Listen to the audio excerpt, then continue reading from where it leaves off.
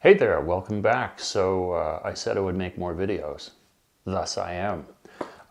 These are going to be, I'm going to focus on the things that I spoke about in the last video. So watching that will provide a great deal of context. And mostly what I'm going to talk about now is just stuff that we're doing in the business because I'm really excited about it. And, excuse me, I am of the opinion, and I agree, when you look around at startup, or I agree with people who say what I'm going to say.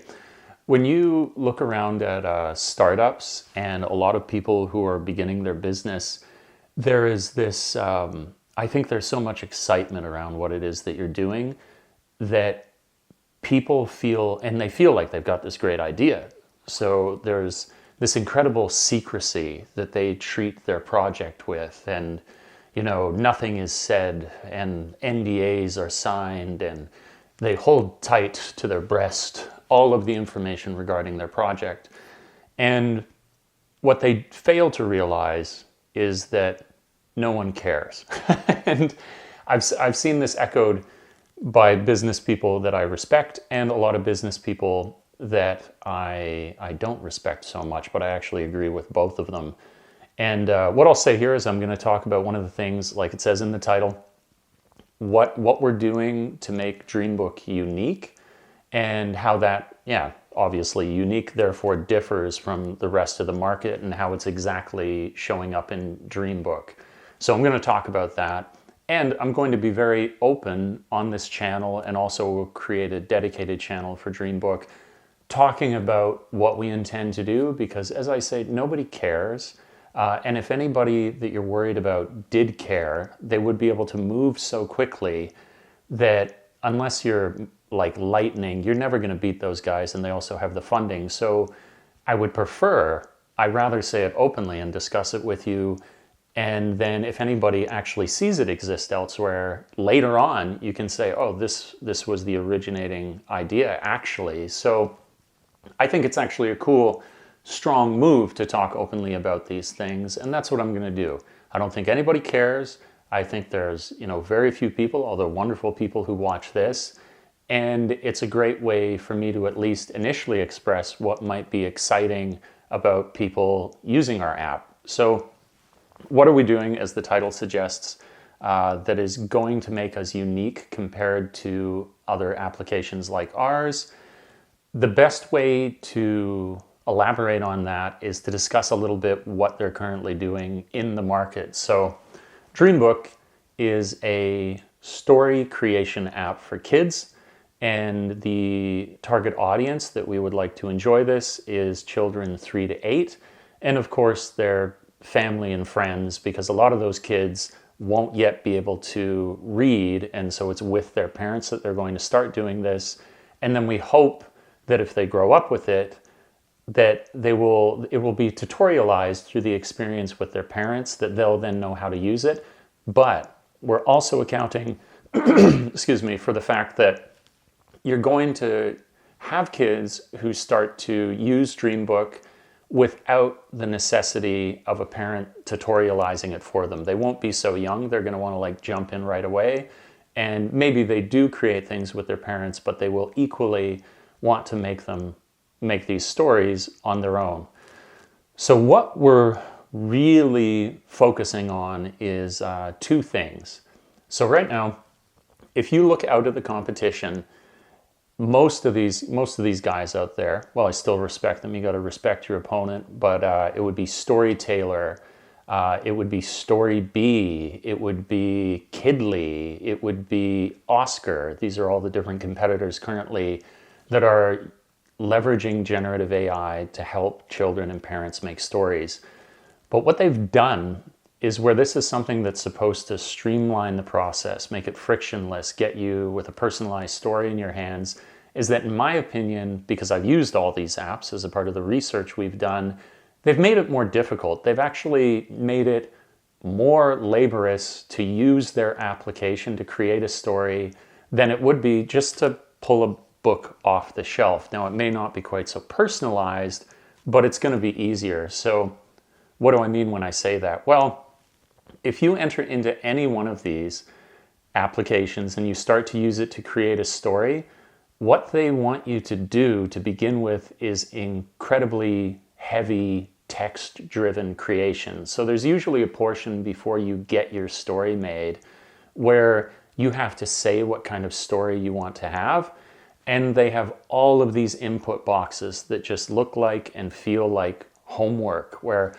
okay, I thought I was going to get a little help making this story. I guess I describe, what it's about. Okay, I got to put a character in this story.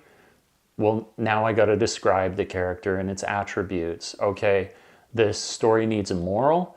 Now I need to write down what I want the moral of this story to be. And what this looks like to me is the kind of experience you might have had on MMORPGs, where in the early days, not saying they weren't fun, but they were somewhat exclusive or exclusionary in the sense that to be able to enjoy them, you had to be hardcore. And that's what I look at these current story creation applications as being, is that writing is a laborious process. And if you really enjoy it, sure, it's something that you might get into. But then for a lot of people, and especially children, 3 to 8, being able to write at that level to create a story is just something either people don't have the time for, it's too laborious, or as a child, they're completely incapable of.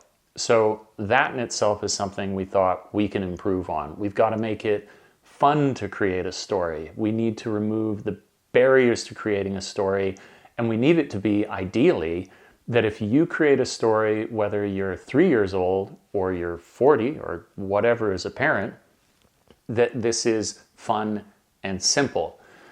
Now, riding on top of all of this is something that came out of our market research, and maybe this is obvious, especially for parents. If you have kids, you'll notice this behavior, but we asked the question when we did our surveys, what is it that most motivates the choice of your child in selecting a story?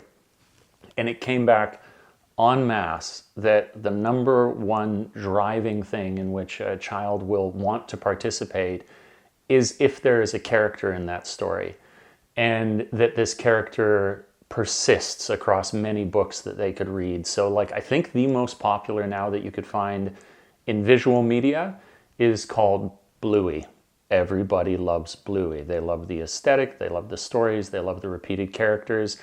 And you can think this makes sense. Things like Snoopy, although Snoopy's fairly dated now, Clifford, the big red dog, any kind of major character, like my brother's son likes to read this one called Captain Underpants, but it's these characters that the kids find interesting and they often identify with. It's like they like thinking of themselves as this, not necessarily that they're a furry and they want to be a big red dog, but they like the way the character behaves and it's a way for them to imagine themselves. So what we wanted, foundational to our experience, was character creation, and for that to entwine with many different experiences that you're going to have on the application. And I'll explain all of them. So first and foremost to our character creation is that, whereas I said it's just walls of input boxes that you have on these other applications that you go into and you have to write a whole bunch to create your character, that's a pain. That's a serious pain. And it's a pain and it's a barrier. As I say, I keep repeating, it's just like walls of text that you have to create for this thing. And usually those characters are not persistent. It's like you made one character and then could you make it go into a whole bunch of different stories? No, it's like the one character for that one book. Some of them also differ from that. You can put the character into different books, but it's still always a real pain that you have to go through to create this. So what we wanted to do is simplify that process, and it's deceivingly simple, but it's required a lot of work to get it into the form that we have it in, which is it's a character creator, but it's a character creator that's designed for children. So everything that you do, it's almost completely absent of text in ours, and it's icon driven. So in our flow, if you want to create a character, we separated it into two broad categories that you have humans and non-humans. And then once you've selected your character type, then there's different icons that you could select to then determine other details about that character. So is it a boy? Is it a girl? Grandma, grandpa, mother, father. These are the human choices. And then if it were non-human, then you make a different choice, whether it's a mermaid or a pirate or a dragon, whatever it might be. And you choose other attributes for our characters, but it's all through visual selection that you can do this. So you can create a whole character, potentially feel even more attached to it because you see a visual representation of the choices that you're making, and it's fast. So you're going to be able to make your character, have it put into your story, and you won't have to read a word to create that character. Now, what are the other ways that we're going to intertwine this with the rest of the experience is that our characters create, you could almost think of them like Pokemon cards, that children will start to create a deck of characters that they've made.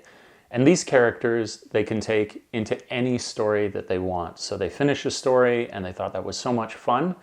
You could episodically continue in our app where you had a story where they went to an enchanted candy land, and you want to see that story continue past the however many pages would have comprised that book. You can now say, okay, let's go on to the next episode, and then you can see your character in the next episode. But you can also take that same character and then create a whole new series of selections to create your story, and then take them in a completely different direction. So those are other ways that we're incorporating the characters in. But then here's one of the coolest ways that I think the kids will be able to use it, is that we have a social element, which is that if parents have this approved, if they approve other friends to be connected to their account, then you can share your character cards with each other, and so that you can actually put your friend's character into your stories now. So you can see mixing and matching of characters that were made by you and that were made by your friends. And then in addition to this, which I think is really, really cool, once you get a character that is not originating from you, there is also a larger public library where you can share those characters into. And then you can start to see, so say you made Daisy Spatespants the cat astronaut, and it went on a bunch of great adventures, but then your friend you gifted that character to, so they now have that in their account. They can start creating stories, and they could gift it to somebody else. And then that person could start creating stories, and these would enter into the public shared library of stories and characters. And so a child could see that their character that they created is now occupying the stories of 7 other children. And I think that would be it's encouraging them to see that they're a successful creator, that they can make something that people value and other people use. And what we're trying to really instill in children in this is this sense of authorship, the sense that you can create, you can write, that you don't need to feel like an author before you did this. And then ideally, the people we would most like to have an impact on are especially these children that don't feel like they ever would be. It's a little young, but you find a lot of assumptions being made by kids, like I'm good at this, I'm bad at this, even as early as like 4 to 8. And so you're giving them a chance to express themselves, see an affirmation of their expression reflected back at them, and hopefully encourage them to create even more stories and even more characters. And I'd suggest eventually we would love to inspire the next generation of authors. Or as we say, because at Chronicle Creations, we're very aware of storytelling is a whole medium which transcends books. Like this is another part I mentioned in the previous video about stories for children originate from pictures. To them, because they lack the ability to write things, they can speak and they can draw, and now they're expressing to you a story. This is the most basic form of storytelling that you could imagine, that is an expression outside of the spoken word. But then what we're aware of is that with the way that technology is progressing, single individuals will be able to create feature-length movies, cartoons, VR experiences. And so I say story creators because I just want kids to enjoy making stories and to enjoy experiencing them. And then whatever form the next generation of expressing a story may be, this could be a point where they look back into their past and they say, I can't imagine if I didn't use Dreambook having thought of becoming this other kind of storyteller that they may become, if not for this experience that I had. And until I had that experience, I really felt like I was incapable of it. So whether they're making their own like AI generated personal movies, whether they're going to make virtual experiences, whether it is in the like, may it never go away, just the written word, that they would gain confidence to have authorship is awesome. So the characters and the way we create them are very unique compared to all of our competition. And then as well, I would say in our experience that you have as you make stories before you read them, it mirrors what I have said about removing text from it. So if you're choosing your setting, there's no longer an input box. We're going to give you all these different settings that you can simply visually select from. Whether it's like the tone of the story, we're giving you the opportunity through icons to choose the mood of your story. We even have it that a final part of your story creation process is that you choose a story type. And we've broken this down. You have, for example, we thought for kids life events would be really cool. So maybe it's your first day at school. That could be a life event that you chose for your story. Maybe it's making your first friend. Maybe it's losing a tooth. You can think of all of these kind of coming of age experiences that we have as a child that proceeds, quite far, even up to like, I would say into your mid-20s you're doing this kind of thing, but it's especially focused when you're a child because your length of life only permits you so much lived experience. So we want to give them those kind of options to make their stories, the life events. We were thinking, and of course parents too, this is a way to kind of demystify something that their child might go through, make them feel less alone. But we also have moral lessons, we have straight up adventures, and all of this experience that they would have is iconically represented. Rather than it's so funny to me that when I looked around, this wasn't something that people solved sooner for kids. I think it's because people totally get the opportunity, like, oh, these generative models could create stories for kids, but didn't do the market research, didn't think of it enough from a tired parent's perspective, didn't think of it enough from maybe the kids want to make something too, and so how at the younger ages are they going to be able to? If the moment you say create a story, the next thing is this 30-minute input sheet that you have to be a bit of a writer to accomplish finishing. So the characters are huge. As I mentioned, like the different ways that they intertwine with the other features in the app, whether it's with their friends, whether it's with the greater social library. And then just to get a story in your hands is something that we're going to make sure is fun, straightforward, and accessible to the whole age range that we're going after here, that we think would be very well making use of what it is that we're creating. So those are the big ones that I wanted to share. I was just thinking off the top of my head what would make for a good video. And I'll do videos on all different parts of the application and how we're trying to make it unique and personal. But, one piece at a time. I don't need to make it like the other video where it was about 40 minutes long, which was pretty intense.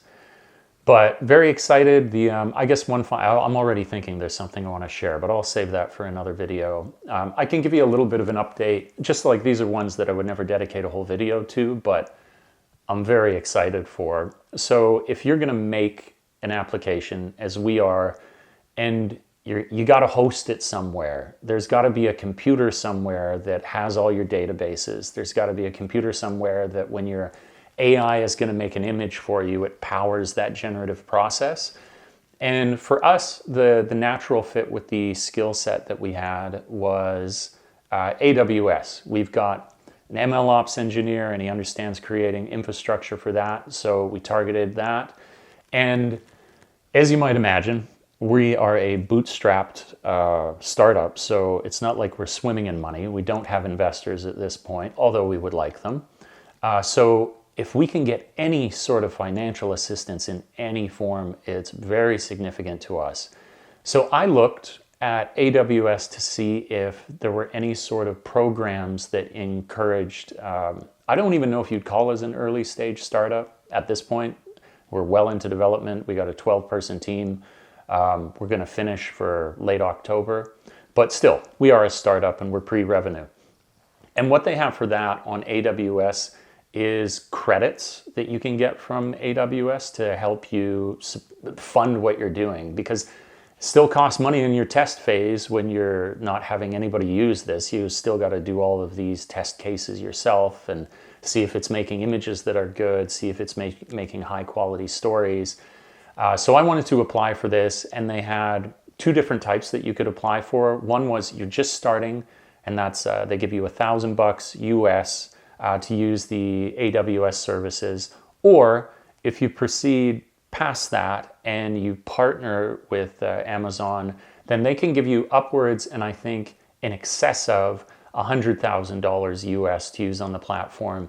And it makes total practical sense for them to do this. Like, it's actually a really smart investment on their part, because you can imagine if this were to become successful, now you've got 50,000, 100,000, 200,000 accounts that have signed up for the application, then you are going to be using a lot of AWS resources. So that they would encourage you to grow, get you past that first moment where you're not generating a lot of revenue for them, support you in that.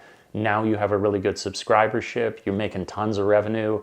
Now they can actually profit off of the fact that they helped you grow rather than that they didn't. You died in the first moments of your startup, and then they don't make any money at all because you're not going to use their services. So I applied for that, the $1,000 one, and I read very carefully all of the requirements that you needed to be approved for this, filled in the application form for it, and then within 3 days was squarely rejected. Left me scratching my head, and so I responded back to them and said, I looked over the site, you guys said that these were the requirements, unless I've misunderstood something, and I always welcome a clarification. If that's the case, I think we should have been approved for this program. Took another 3 days, they got back and said, okay, well, we're not even acknowledging that I think I was right. They just said, well, if we're going to approve you, then we're going to need like these more documents, and we're going to need a detailed plan of how exactly you're going to, what infrastructure you have planned for your application and how it's going to be used on AWS. So not my domain, but I spoke to the right people in the company, spoke to our CTO, and he got me that document that we could submit. And I'm happy to now say that after another 3 days, we actually got approved for that. So it's the first, it's kind of a funding victory, because we've applied to a lot of venture capitalist places and, angel investors and all that good stuff. And it's all been rejections, which I'm totally comfortable with. I think it is just like an author. You hear stories from, Stephen King, you hear stories from J.K. Rowling, or Rowling, whatever her name is, from Harry Potter, rejected 20 times. And so I'm totally cool with collecting rejection at this point, because I think you got to get at least 10 applications done before somebody might help you out.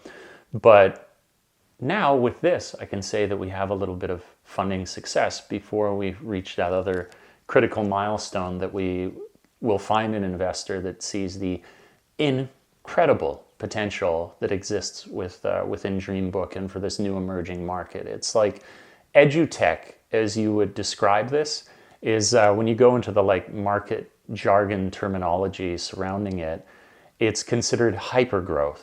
And I think it's only going to accelerate as We see the landscape in schools change. We thought we had incredible access to information with just the internet, but now the access to information that people have as a result of AI. I could kind of wax poetic here. I wonder if eventually schools become more like their primary use, in which I think they're really important for still, is socializing, but they're more like open in terms of what it is that you would go there to study, because you won't need the teachers to teach so much anymore. You'll simply need them as encouraging guides. Like maybe they got a bit of a specialty and so they can work with the child and the AIs to like pursue whatever they want. But really why you're at that school is because you could accomplish all of that stuff at home, but it's good to socialize. That's a thing that you are not going to get with an AI. And so it will be still important. Schools will still be there, I believe, but they're going to change a great deal. And you can see like the beginnings of this already in the technological integration into schools with iPads, that schools, I think, very intelligently have embraced this as a tool.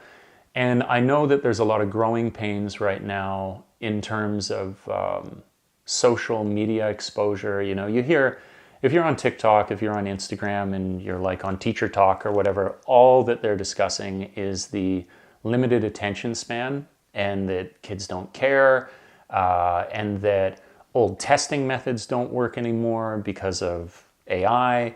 And so their hands are thrown up in the air and what do? And I think it's the typical answer. It's that you adapt and you leverage whatever tools you have to make a better environment. And I think we're going through the point right now where AI feels antagonistic to educational development, but it'll very obviously, mark my words, it'll become contributive. And that's also something we're interested in. Like we see putting Dreambook in schools as one of our foundational goals as well, that you would have story creation lessons and you would share your stories and you talk about your stories and all of this kind of fun stuff that's now making responsible and active uses of an iPad rather than passive. That's the closing comment I'll make. Is another reason why we're very passionate about having chosen the iPad. We know that it's definitely, like if you wanted to go pure market numbers, you would likely target mobile because everybody has the phone. A few less people have the iPad. But if children are given something currently to, occupy them, the parents are so tired, they just need a break, they're given an iPad, but then the experience there is passive. And you've heard all about the iPad kids and parents' frustrations with them, and that this is currently, what would you say? I guess you could say derailing, but it's having a detrimental effect on imagination, because you can sit there and you can simply enjoy rather than have to engage, rather than have to be active. And this would be an application on the iPad for kids where they would be exercising their imagination. That was the single most important thing when we surveyed parents, and it is one of our core values. I just didn't realize it was going to be such a priority for them, that when we asked, what is it that you most hope that your child develops as a result of using Dreambook, I was certain number one was going to be literacy and reading level, and something to do with the technical aspects of the intelligence associated with reading. And by a long shot, it was imagination. That's what I thought. That's actually quite wholesome. I think that speaks to parents having. I agree with them. If I had kids and I'm building Dreambook for those kids, I do not yet have, that what I'd hope they would get from this, and other parents agree, is an imagination. It's to see something beyond the borders of your experience. And that is an active activity that you would do, that you would imagine. So this is another important principle that we have in the way that we're designing things, and we're hoping to turn the tide in iPad usage to be seen so negatively, like, oh no, not another kid on an iPad, but instead saying, oh, well, at least maybe they're using Dreambook. So that is another aspiration as well. Well, thanks for watching, tuning in. I really appreciate it. It is not lip service. It is absolutely true that I was blown away by the incredibly positive comments, just having left for 9 months and then coming back to speak to everyone. And maybe it is now, it's like my channel has so shrunk that the only people who've stuck around at this point are people who were just like genuinely interested, followed the channel for many years, and now it's distilled down to that positive group that really cares. And I will tell you, not that I was ever so large at all, but I don't mind speaking to a smaller group when it's that kind of group. It's way more fulfilling. So thank you for your comments. Thank you for your encouragement. It does matter, you know, unless you make it a point that you don't look at comment sections because they become so toxic, and then you kind of lose that inspiration. But that is absolutely not the case. You are awesome. I appreciate you. And that's all for now. Hug the ones you love. I will see you in the next video.